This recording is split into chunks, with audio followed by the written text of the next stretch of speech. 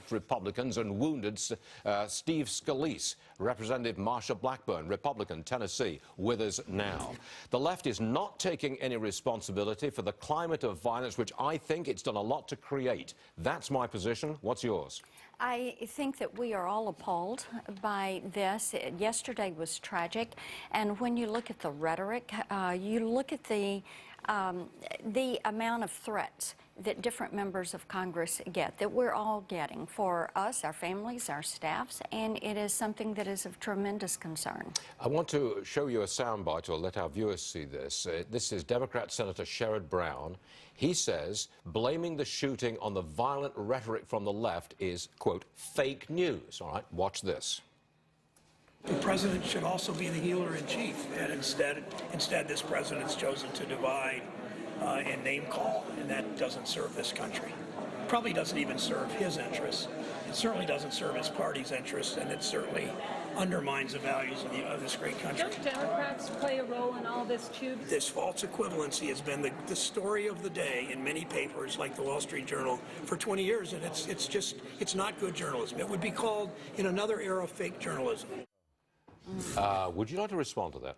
I think it is very unfortunate for Senator Brown that those were comments that were made, or that is a position that he holds. Yesterday and now is not a time for placing blame.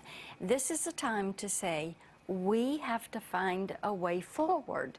We have to be able to find consensus, have discussion on issues. Stu, we've been yes, but with well respect, served. I think it's time for the left to retract what it's been doing. Well, and I will agree with that. We've been well served by robust political debate in this country.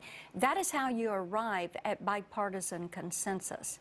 But to go out here and personalize every single attack, to have a new president, to constantly attack him, for those from the left to attack the right, some from the right to attack the left.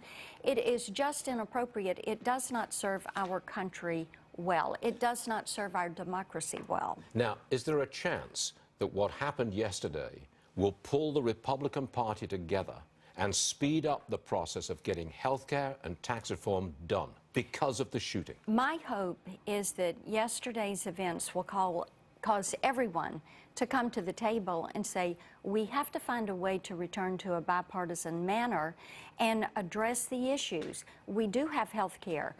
The Obamacare programs are imploding. We do have tax reform. People want to see their tax rates lowered.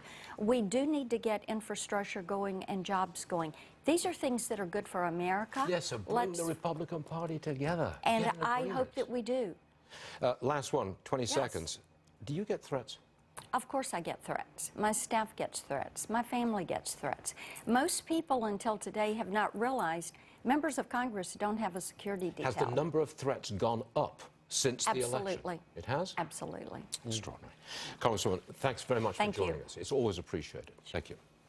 Huge fire at a London high-rise apartment building. This was yesterday, got aced out of the news. More than a dozen dead. The number expected to grow. We have the latest for you on that. Dramatic video indeed. Politics. President Trump making a big push for vocational training. $90 million in grants for apprenticeship programs. Mr. Trump says college may not be for everyone. America needs people who can make things. We're on it. More trouble for the airlines. The Transportation Department reports a 70% jump in customer complaints in April. That was the month of the dragging incident, by the way. Congressman Chris Collins, reacting to the shooting of his colleague Steve Scalise, says he's going to start carrying a gun with him wherever he goes. We'll hear from that congressman in our 11 o'clock hour. More Varney after this.